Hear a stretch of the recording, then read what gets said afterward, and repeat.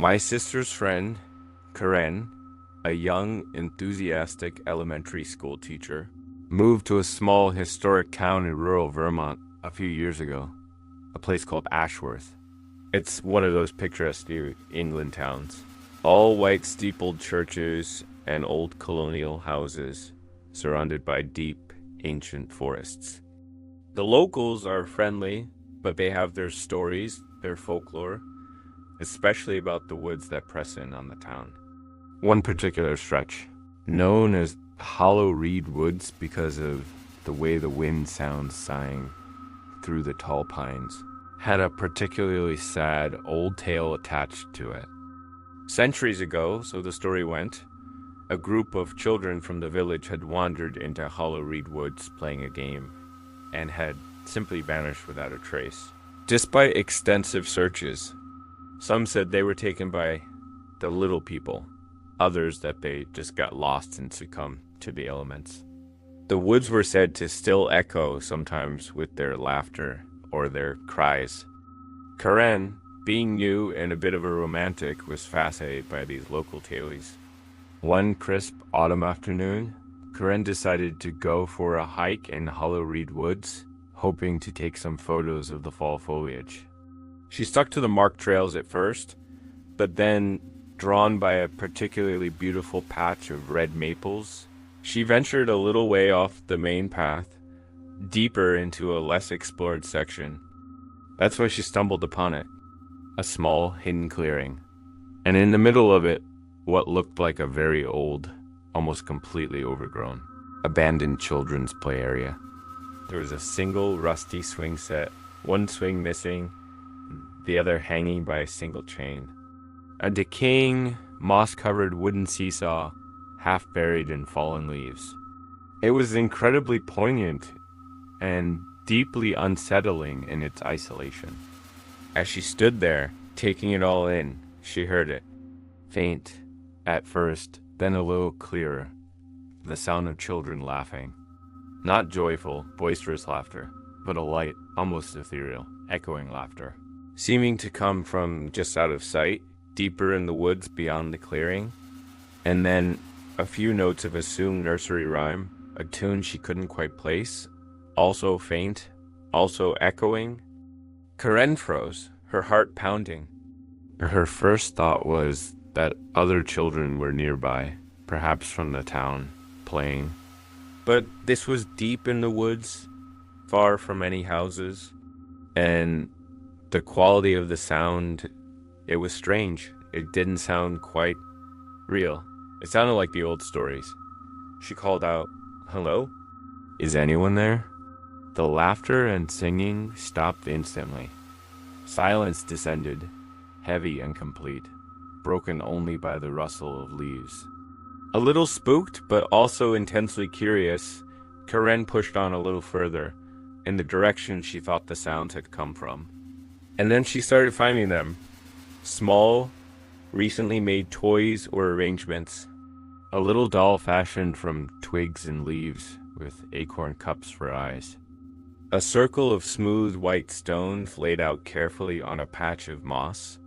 A tiny fence made of sticks pushed into the ground. It was as if children had just been playing there moments before she arrived. But there was no sign of them, no footprints in the soft earth other than her own. The feeling of being watched was intense now. She felt a cold prickle on her skin. This wasn't just a charming, forgotten playground. This felt active and deeply, deeply creepy. She remembered the old Ashworth tale of the lost children, and the other, darker whispers about a figure sometimes seen in Hollow Reed Woods, someone who was unkind to children or who tried to lure them away. Was this some kind of elaborate sick game being played by a disturbed individual living in these woods? Someone trying to recreate a lost childhood or lure new playmates. The toys were innocent enough, but the context, the isolation, the eerie sounds, it all felt profoundly wrong. The offense here was the chilling implication of potential luring, of someone preying on the idea of lost children, or perhaps even trying to create new ones. It was psychological, but with a very real, very terrifying potential for physical harm. Karen didn't stay to investigate further. She backed away slowly, then turned and hurried back towards the main trail, constantly looking over her shoulder, half expecting to see a small figure, or something worse, emerge from the trees. She didn't hear the laughter or singing again. When she got back to town, she asked a few of the older locals about the abandoned playground, trying to sound casual. Most just shrugged, said they didn't know of any official playground ever being that deep in Hollow Reed Woods. One very old woman, though, looked at her strangely and said, "Best to leave the children of the woods to their games, dear. They don't like to be disturbed," which wasn't helpful or reassuring at all. Karen told her friends about it, of course. They were mostly fascinated, in a spooky story kind of way. "Wow, creepy. Maybe it was the ghosts of the lost children," one said. Another suggested, "Probably just some local kids who have a secret den out there, and they were hiding from you." No one seemed to grasp the deep, visceral unease Karen felt. The feeling that she had stumbled upon something not just old and sad, but potentially active and dangerous. They didn't believe it could be a real human threat. Karen never went back to that hidden clearing.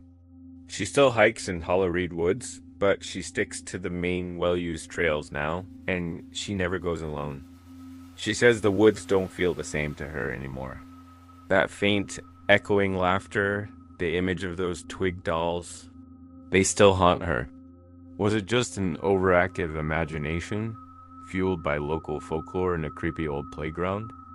Or had she brushed up against something far more disturbing, a reclusive, possibly unhinged individual playing out a strange, lonely game, or even worse, setting a subtle, patient trap? The not knowing, the ambiguity, is what makes it a truly chilling memory for her. It's a reminder that some forests hold more than just trees, and some children's games are best left unplayed and unobserved.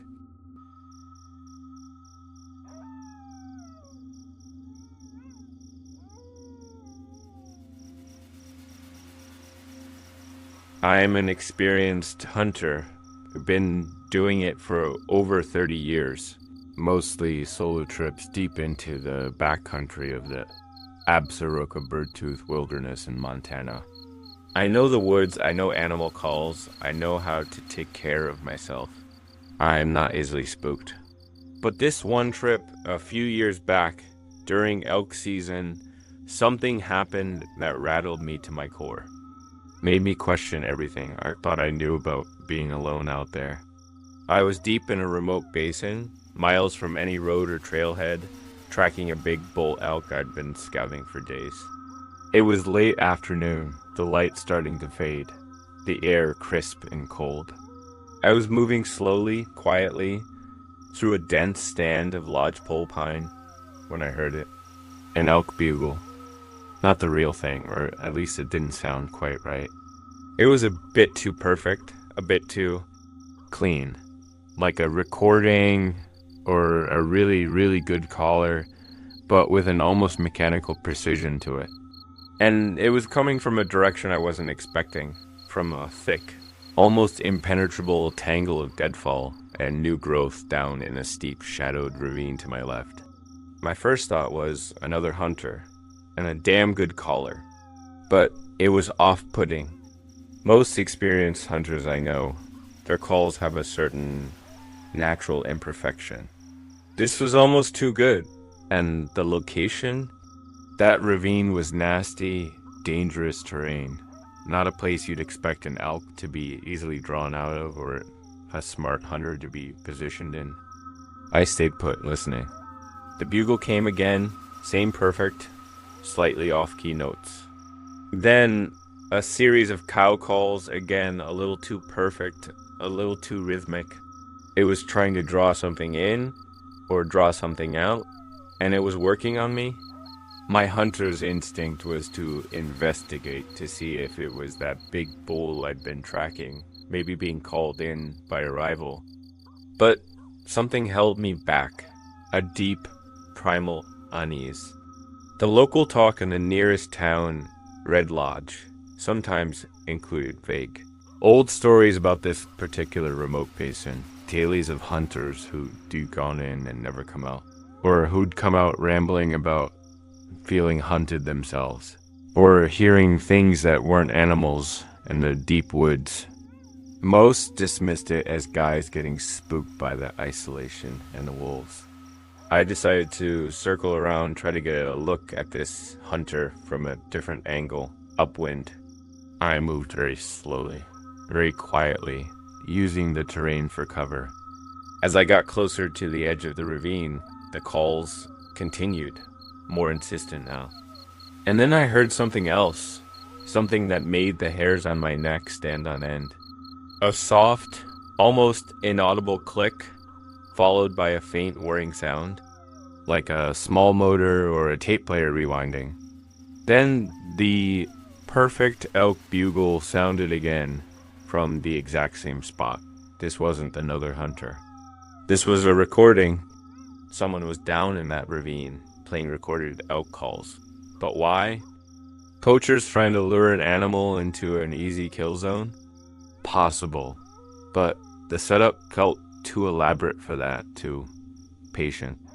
I crept to the very edge of the ravine, found a spot where I could peer down through the dense foliage, and I saw it. Not an elk, not a hunter in camo, but a small, crudely constructed blind, almost invisible, built into the side of the ravine wall. And beside it, partially hidden, what looked like a small, portable speaker, the kind you might use with an MP3 player. There was no sign of anyone in the blind, but there were fresh boot prints in the soft earth around it, and something else. A glint of metal, almost hidden under some leaves. It looked like a snare, a heavy-duty wire snare, big enough to hold something much larger than an elk. Or a person. My blood ran cold. This wasn't about hunting elk. This felt like a trap. A trap for who? Other hunters drawn in by the calls, their expensive gear a tempting target for robbery, or something worse. Those old stories about missing hunters. I didn't wait to find out. I backed away from the edge of the ravine as silently as I could, every nerve screaming. I didn't care about the bull elk anymore. I just wanted to get out of that basin, out of those woods. As I retreated, I heard the recorded calls start up again. That same perfect, unnatural bugle echoing through the silent trees. It sounded like a siren song now, a lure into a deadly ambush. I hiked out much faster than I'd hiked in, constantly looking over my shoulder, convinced I was being watched or even followed. I didn't see anyone, didn't hear anything else out of the ordinary, but the feeling of profound menace, of having stumbled upon something deeply wrong and dangerous, stayed with me. When I got back to town, I didn't tell anyone at first. Who would believe me? You heard a tape recorder in the woods? So what? Probably just some lazy hunter. They wouldn't understand the context, the snare, the feeling of it being a deliberate human trap. The crime here was the clear intent to lure and potentially harm or rob someone, using deception and the wilderness as a weapon. I did make an anonymous call to the Fish and Wildlife Service a few days later, reporting a possible poaching setup and a large snare in that basin. I don't know if they ever investigated or if they found anything, but I've never been back to that part of the Absarokas. And I listen to animal calls in the wild with a new, much more critical ear now. Because sometimes the call of the wild isn't wild at all. Sometimes it's a carefully crafted imitation designed by a human predator. And those old tales of hunters vanishing in the deep woods, maybe they weren't just tales. Maybe some of them heard a call that was a little too perfect, and made the mistake of following it. That thought is a cold companion on my solo trips now.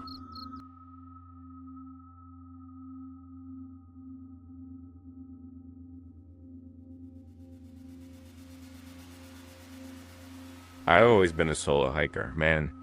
There's a certain peace you find out on the trail by yourself. Just you and the rhythm of your own boots.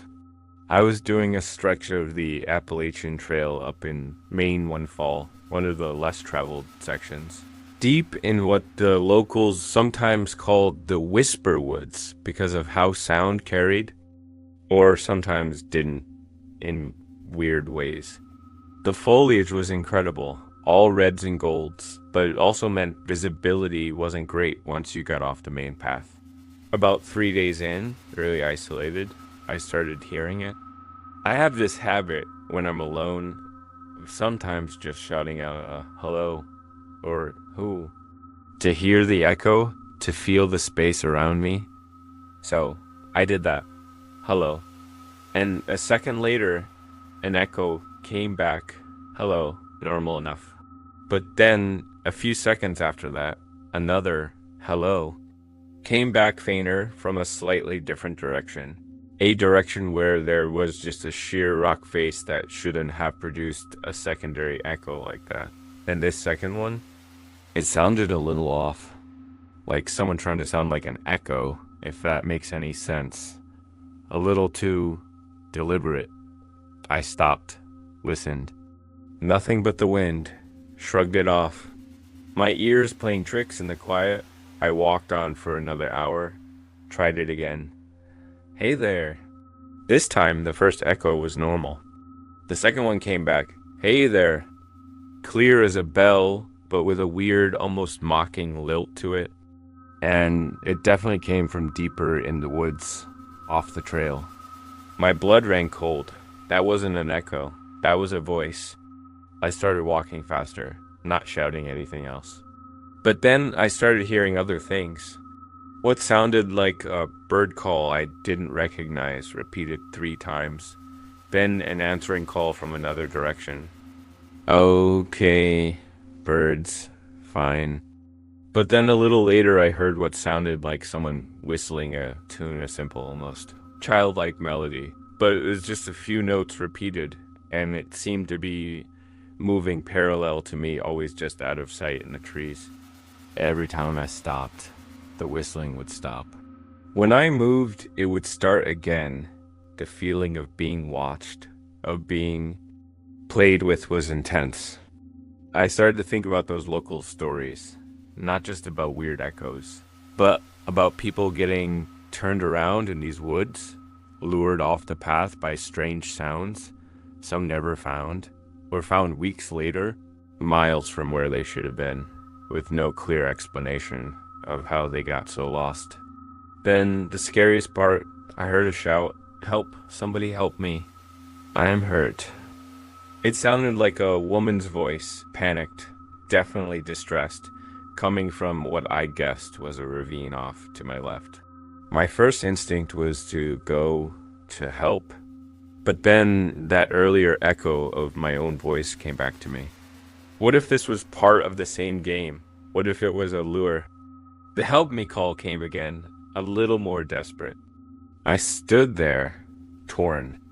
Then, from a completely different direction, to my right this time, I heard another voice. A man's also shouting for help. "Over here. I've fallen. I think my leg is broken." 2 people in different locations, both needing help at the same time. In this remote area, it didn't add up. It felt like a setup. Were they trying to split me off, get me disoriented, lead me into an ambush? Robbery was common enough on some parts of the trail, if you were careless, or something worse. I didn't answer either call. I just gripped my hiking poles tighter. Picked a direction I knew led back towards a more frequently used section of the AA, and I walked fast. I didn't run, didn't want to show panic, but I moved with a purpose I hadn't felt before. For a while, I could still hear those calls, sometimes the woman, sometimes a man, sometimes both, seeming to move with me, always just out of sight, always trying to pull me in different directions. It was a terrifying, psychological game. When I finally reached the shelter later that day, there were a couple of other hikers there. I told them what I'd heard. They looked at me strangely. "Dude, sound does weird things in these mountains," one of them said. "Probably just the wind or other hikers miles away and the sound bouncing around." "You were alone. Easy, it's spooked." The other one just said, "Never heard of anyone needing rescue around here today." No one believed me. They thought I was imagining it or misinterpreting natural sounds. But I know what I heard. Those weren't normal echoes. That wasn't just the wind. Someone or some group of people were out there in those woods, using the terrain, the isolation, the very acoustics of the forest to mess with people, to lure them. For what purpose, I dread to think. I reported it to a ranger when I got to the next town, but without any proof, what could they do? It just became another one of those weird trail stories. But for me, it was a chilling reminder that sometimes the most dangerous predators in the wilderness walk on two legs, and their calls are the ones you should be most afraid to answer.